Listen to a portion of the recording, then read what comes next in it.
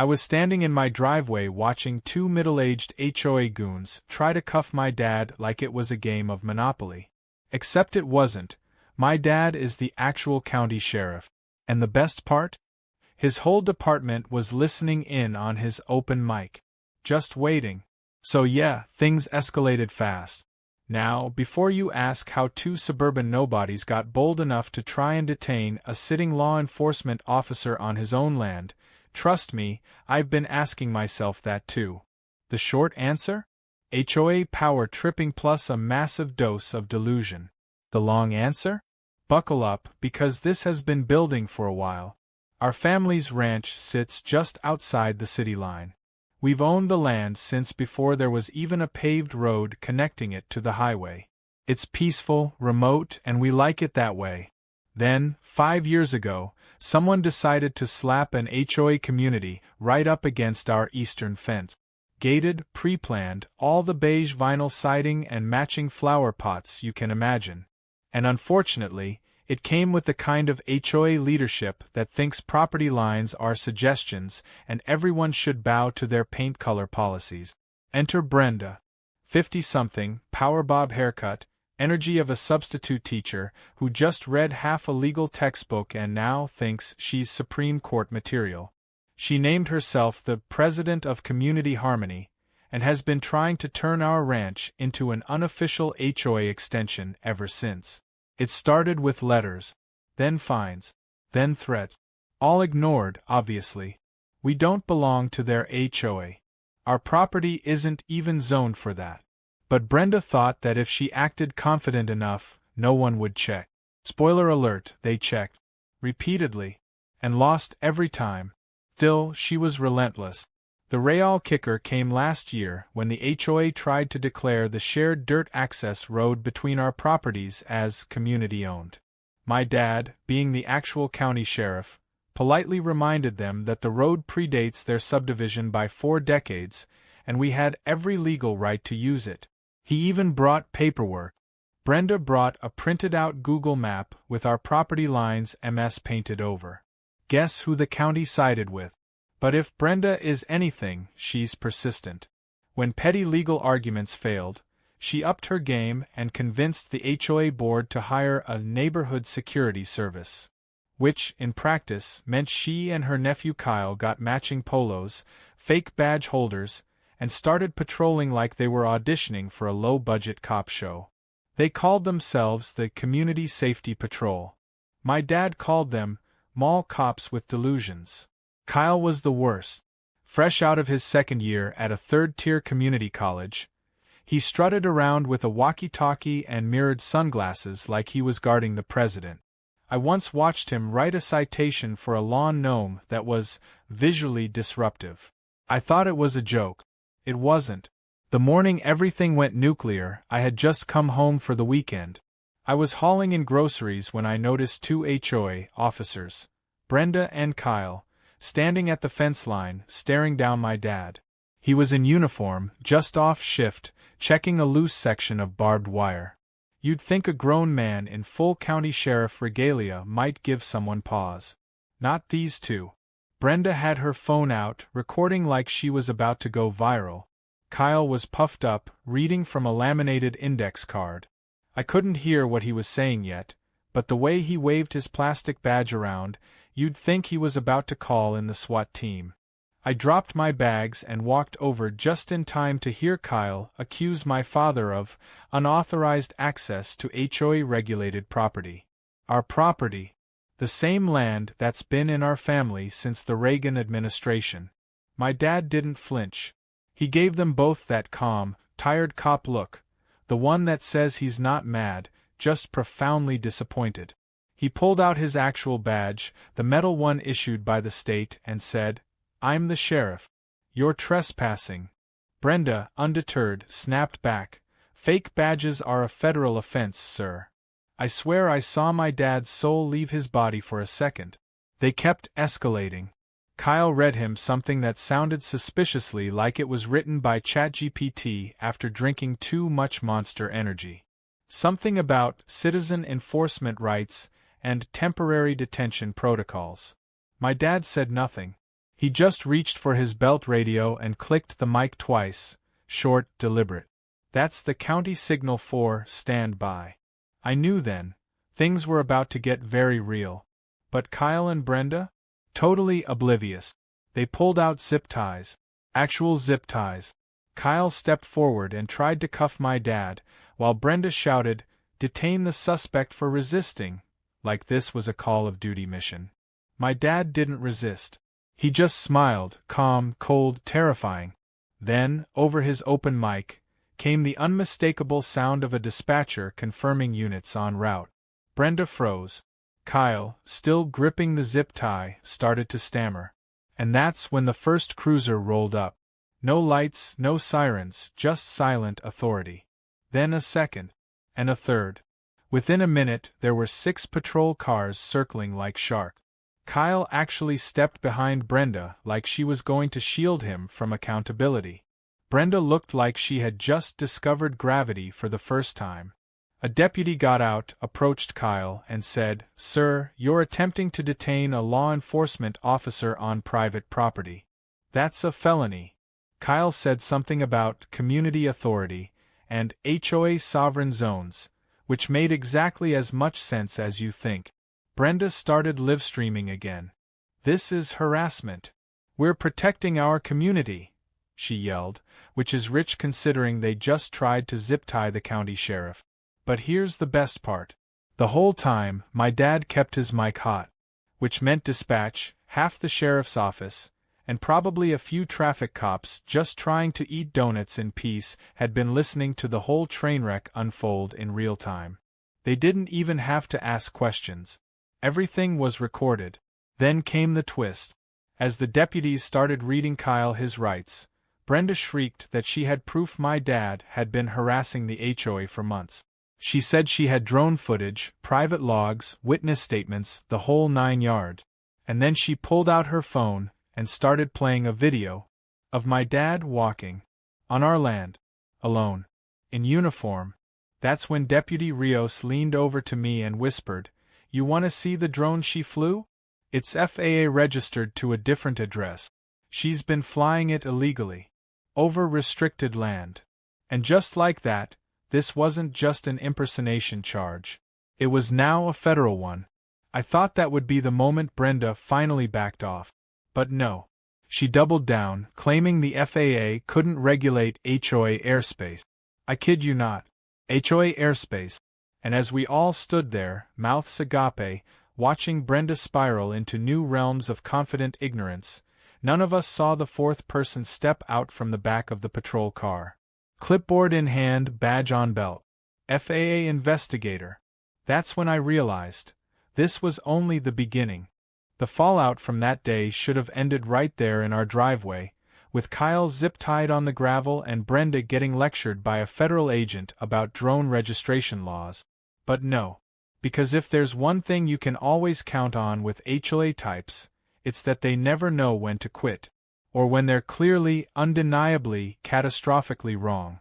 Most people, when they nearly get hit with impersonating an officer charges, might take a step back, re-evaluate life choices, maybe start journaling.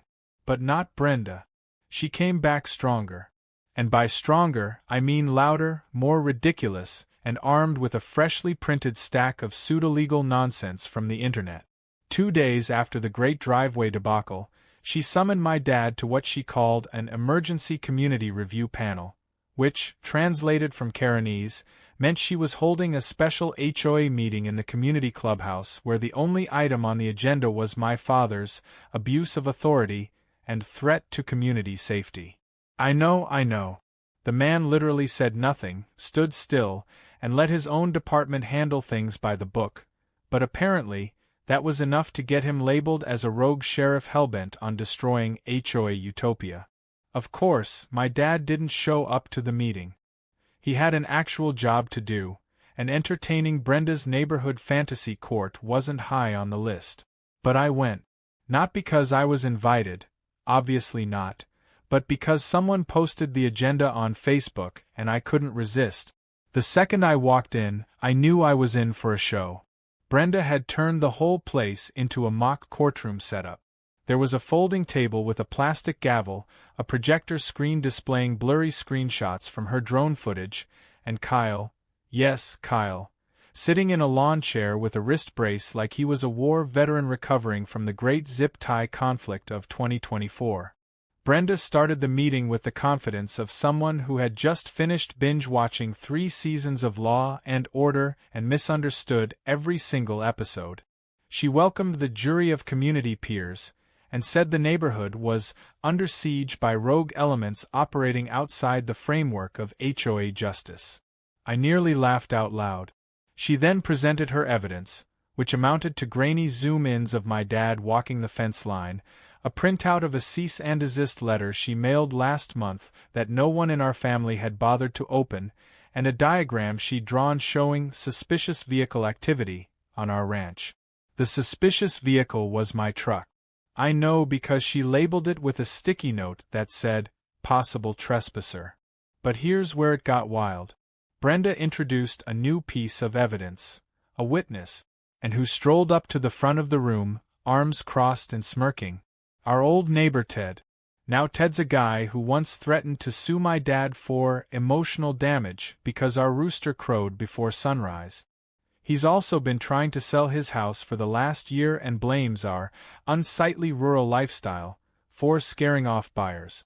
So naturally, he was more than happy to stand there and say things like, "I've seen that sheriff man waving tools around, and they got barbed wire like it's a war zone." Brenda nodded solemnly like he was testifying at Nuremberg. I thought it couldn't get more ridiculous. I was wrong. After her little mock trial, Brenda announced that based on the community's concerns, she and the HOA board had voted to impose an official restriction on our road usage. According to her, we were now banned from using the shared access road during high-traffic community hours, which she defined as 6 a.m. to 8 p.m., Monday through Sunday. She handed me a printed notice, complete with a watermark of the HOA logo, which, by the way, was just a clip-art drawing of a tree with "Peace and Order" written underneath it. I didn't argue. I didn't rip the paper. I didn't laugh, though it took serious effort. I just thanked her, walked out, and called my dad. He didn't say much, just asked me to forward him the document and said, "Good. Now it's official." I didn't understand what he meant until the next morning. Turns out, Brenda's new restriction was the last push the county needed. See, my dad had already filed a complaint about the HOA's use of the access road. They were trying to gate it, claim maintenance costs, and now with this absurd curfew? It was clear they were targeting us specifically. My dad met with the county's public works office, pulled out every survey map and historical easement agreement tied to that road, and it turns out, they'd been operating in a legal gray area for years. Until now. 2 days later, the county slapped a formal land use notice on the entrance to the road. It was now classified as an unrestricted county-maintained easement. That meant not only could we use it whenever we wanted, but the HOA no longer had any authority to limit access, collect fees, or alter the road without government approval. Brenda had just turned her last imaginary victory into a real, legal loss. And she wasn't taking it well. She stormed down our driveway in a rage, phone in hand, recording everything. She shouted that we were manipulating local government, that she'd be filing ethics complaints, that she had legal representation on retainer. I smiled, waved, and asked if that included her nephew Kyle, who was now being investigated for impersonating a peace officer. That shut her up real quick.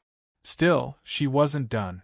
That same evening, as the sun dipped behind the hills and I sat on the porch sipping coffee, I heard the unmistakable hum of a drone overhead. I looked up and saw it, Brenda's little spybird, hovering maybe 50 feet up, its camera pointed straight at our house. I didn't even flinch. I walked inside, grabbed the shotgun we use for coyotes, and stepped back out. A single shot, clean and practiced, and that thing dropped like a stone. Hit the dirt right by the woodpile. Within an hour, a deputy showed up. My dad had recused himself for obvious reasons, and we filed an FAA violation. Turns out Brenda never registered the drone. And since she'd used it to surveil private property without consent, the fines were going to be serious. Thousands, maybe more. The next morning, a notice from the FAA showed up in her mailbox. Brenda didn't come out for 2 whole days. But just when I thought she might finally wave the white flag, I woke up to something even worse. Parked at the end of our driveway was a white SUV. On the side, Community Protection Services, a brand new private security company. And stepping out of the driver's seat, clipboard in hand and smug grin on his face, was Kyle. Back. In uniform. Apparently, this HOA war wasn't over yet. Not even close. I couldn't believe it. After all that, after getting zip-tied in our own driveway, investigated for impersonating an officer, and humiliated in front of half the county, Kyle had the audacity to show up again. This time in a slightly different knockoff security uniform, holding a clipboard like it could magically make him relevant. The SUV had a fresh new logo slapped on the side that read Community Protection Services, but the second I saw him step out, puffed up like a turkey on Thanksgiving, I knew exactly what was going on. Brenda wasn't just licking her wounds in silence. She was regrouping, retooling, reinventing the same idiocy under a different name. Kyle strutted to the edge of our property like he had some divine right to exist there and started taking pictures of our fence, our livestock, our barn, anything he could aim his phone at. I leaned against the porch railing and watched with mild curiosity and a strong cup of coffee. He was trying so hard to act like a professional, but the wind kept blowing his stupid clipboard papers around, and at one point, he actually tripped over a cactus my mom planted as a joke 2 years ago.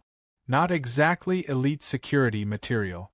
My dad came outside a few minutes later, looked at Kyle, then looked at me, then just sighed like he was too tired for another round of this neighborhood soap opera. But this time, instead of walking over and confronting him, he went back inside and made a phone call. 30 minutes later, 2 men from the county zoning office arrived with clipboards of their own, real ones with seals and barcodes and actual authority. They politely asked Kyle what he was doing and whether he had the permits to conduct commercial surveillance on private land adjacent to a public access road. The look on Kyle's face when he realized they weren't just random homeowners with questions was priceless. He fumbled something about community authorization, pointed vaguely toward the HOA, and tried to show them a letter that looked suspiciously like it had been typed in Microsoft Word using the Comic Sans font. One of the zoning guys didn't even hide his smirk. They informed Kyle that his new security company was operating without a local business license, without insurance, and without permission to monitor any land outside the HOA's jurisdiction. Kyle tried to play tough, asking if they had a warrant. The guy from zoning calmly said, "We don't need a warrant to ask why an unregistered security vehicle is parked on public easement land with surveillance gear aimed at private property." That was the moment I realized Kyle was sweating. Literally. I could see it dripping down the back of his neck, soaking through his knockoff tactical shirt. But even then, even faced with professionals, Kyle didn't back down. He actually said, and I quote, "The HOA has its own regulations. County law doesn't override community codes." That statement alone could have triggered a stroke in a first-year law student. The zoning guy blinked twice, wrote something down, and said, "We'll be forwarding this to the licensing board and the county attorney." Then they left, leaving Kyle standing there like a chicken that just realized it wandered into a fox den. Later that evening, the HOA sent out one of their infamous community newsletters. The kind no one reads unless there's a scandal buried in it. This time, Brenda went all out. She called my father's actions a coordinated campaign of rural intimidation, accused the county of corruption, and even suggested that the drone incident was staged to entrap her into a federal fine. She claimed the FAA's involvement was suspiciously fast and hinted that our family had secret connections to government officials. My dad laughed so hard he nearly dropped his fork at dinner. The real nail in the coffin came a week later. See, Brenda had been operating under the delusion that her HOA was essentially a sovereign little kingdom. But with all the complaints piling up, from us, from other neighbors who were sick of her nonsense, and now from multiple county departments, the state HOA regulatory board stepped in. They sent a formal investigator to review Brenda's leadership, the HOA's budget, and most importantly, their overreach. Turns out, Brenda had diverted nearly $12,000 of HOA funds to hire her fake security teams, buy new signage, and pay for legal advice that was mostly just printed pages from online forums. It got even better. The FAA fine she received for her unregistered drone? She tried to pay for it using HOA funds. That little decision alone triggered a full audit, and once the board realized what she'd done, the gloves came off. Several of the less insane HOA members called an emergency meeting, and this time, it wasn't to put more rules on fence height or flower colors. It was to remove Brenda as president. I wasn't there in person, but a friend who lives in the neighborhood sent me a video clip of the meeting. Brenda tried to defend herself, claiming she had acted in defense of community integrity, and was only targeting our family because we were acting suspiciously rural. Yes, that was her exact phrase. Someone in the audience actually asked if she thought living on a ranch was a crime. She said, "Not technically, but it invites chaos." The vote to remove her was nearly unanimous. Only 2 people supported her. Kyle, of course, and some guy named Dave who apparently thought Brenda was going to promote him to Vice President of Law Enforcement. After Brenda was voted out, someone immediately motioned to dissolve the security program. That vote passed even faster.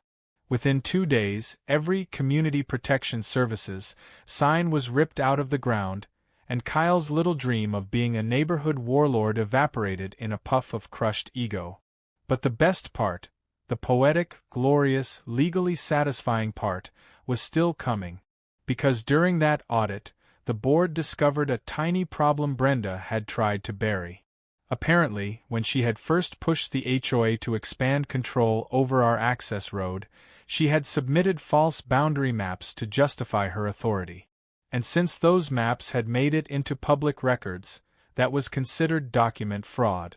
My dad didn't even have to press charges. The county did it for him. As of last week, Brenda is being investigated for falsifying land documents, misusing HOA funds, and operating unlicensed surveillance equipment over private property. She's also being sued by several residents for mismanaging their dues, and the state is considering dissolving the entire HOA if they don't reorganize under new leadership and agree to third-party oversight. That's how far she pushed it.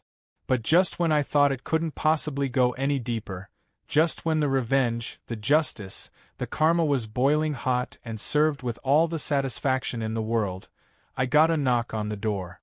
It was Brenda. Standing there, dressed in casual clothes this time, no clipboard, no drone, no fake security badge. Just her, looking more tired than furious, which was somehow worse. I opened the door slowly, half expecting her to start yelling. But she didn't yell. She asked for a meeting. A private one. And what she said next. It changed everything. Brenda stood on our porch like a wet cat that had finally realized the dog wasn't bluffing. Her posture was deflated, her usual haughty expression swapped out for something eerily neutral. No clipboard. No smartphone camera poised like a weapon. Just Brenda, hands clasped, lips pressed into a nervous line, like she'd rehearsed this visit a dozen times and still didn't know how to start. I leaned against the doorframe, arms crossed, not inviting her in, not slamming the door either. Dad wasn't home, which I was suddenly thankful for. Something about her showing up like this told me this wasn't going to be another HOA declaration. This was personal. She cleared her throat and said she wanted to talk things out privately, without the politics. That line alone nearly made me snort. Politics? Lady, you started a neighborhood militia. But something about the way her voice wavered kept me from firing off a sarcastic reply. I told her she had 5 minutes, tops, and I'd be timing her. She stepped inside slowly, like she was afraid the floor might reject her presence. She looked around the house, eyes lingering on the framed photos, the scuffed boot rack, the wood stove. She looked like someone who hadn't been inside a real home in a long time, one that wasn't curated for showings or HOA inspection day. Finally, she sat down at the edge of the couch like it might bite her and got to the point. She said the lawsuit had drained her account. The fines, the lawyer fees, the HOA turning on her. She didn't expect any of it to snowball the way it did. She claimed she'd only wanted to bring order to a growing neighborhood, to keep things safe. I didn't buy the act. Maybe some part of her believed that nonsense, but the truth was, Brenda didn't like that we were immune to her authority. We didn't play by her imagined rulebook, and that drove her up the wall. Still, I stayed quiet. Let her keep talking. People like her always bury themselves deeper if you give them a little rope. Then she dropped the real bombshell. She wasn't just trying to patch things up for the sake of peace. She was trying to cut a deal. Her name was still on several of the founding documents for the HOA, and with the board in chaos, there was a motion being pushed to turn over complete operational control to a third party until a new governing structure could be voted on. She didn't want that. Brenda wanted leverage. A comeback. She wanted to clear her name and step back into power, without calling it that, of course. And here's where things really took a turn. She said if we were willing to write a public statement, just something short, acknowledging that maybe things had gotten a little heated on both sides, that maybe the drone was a misunderstanding, and that we didn't intend to pursue further action, she'd make sure our property was permanently excluded from any future HOA oversight, road claims, or land disputes. She'd even sign a private agreement guaranteeing it. No more harassment. No more patrols. No more Kyle. I blinked at her. She was asking for a PR favor in exchange for leaving us alone. Trying to sell peace like it was a coupon. And what got me wasn't just the nerve, it was the timing. After all the chaos, after trying to publicly arrest a sheriff, after illegally flying a surveillance drone, she thought we'd be desperate to make things go away. She thought we'd be the ones who wanted this to end cleanly. I told her I'd think about it. That was a lie. I just didn't want to waste the dramatic timing of what came next. 2 days later, my dad and I attended the final HOA meeting. The room was packed, not just with residents, but with press, zoning officials, and a representative from the state's HOA Compliance Board. It wasn't just a formality. This was the moment everything was either going to implode or be swept under the rug. Brenda was there too, sitting off to the side, looking smaller than I'd ever seen her. Kyle was notably absent. Apparently, he'd taken a job 2 towns over as a parking meter enforcer. Fitting. When it came time for public comment, my dad stood up. He didn't yell. He didn't gloat. He just walked to the front of the room, pulled out a folder, and calmly read through a list of findings. Violations of county land use laws. Fraudulent documents submitted to zoning boards. Misappropriation of funds. FAA violations. Witness testimonies. At the end, he paused and said, "This isn't about neighbor disputes. This is about unchecked authority and the abuse of imagined power." Then he handed the folder to the state representative. What happened next was quick, brutal, and poetic. The HOA board formally voted to dissolve their security program. They passed a motion to permanently exclude our property from any future community plans or claims. And then, a third motion passed. Brenda was to be officially barred from holding any leadership position in the HOA ever again. When the gavel came down, the room exhaled. Some clapped. Others just looked relieved. Brenda didn't say a word. She got up quietly and left before the meeting even ended. Outside, I asked my dad if he felt satisfied. He shrugged and said, "You don't win by screaming louder. You win by being so right, they trip over their own lies trying to beat you." Classic dad wisdom. Dry, sharp, and perfectly timed. A few weeks passed. Life on the ranch returned to normal. No drones. No HOA threat. No Kyle lurking in a golf cart. The new HOA board even sent us a formal apology letter. Typed, signed, and mailed like real adult. They said they'd be focusing on community wellness moving forward and would be working with the county instead of against it. Honestly, I wish them luck. They've got a crater to fix. As for Brenda, the last I heard, she was trying to start a YouTube channel about sovereign neighborhoods and how to take back control from corrupt local governments. It had 3 subscribers, 2 of which were probably bots. I watched one video out of morbid curiosity.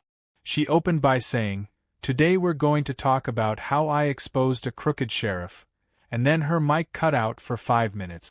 Perfect. So yeah, in the end, they tried to arrest my dad with fake badges on his own land for loitering. They called it justice. We called it Tuesday. And now, their little empire of plastic authority is gone. Dismantled not by force, but by paperwork, patience, and a little poetic timing. And if you're wondering whether Brenda ever apologized for any of it, she didn't. But she did wave at me the other day from her car. With only one finger.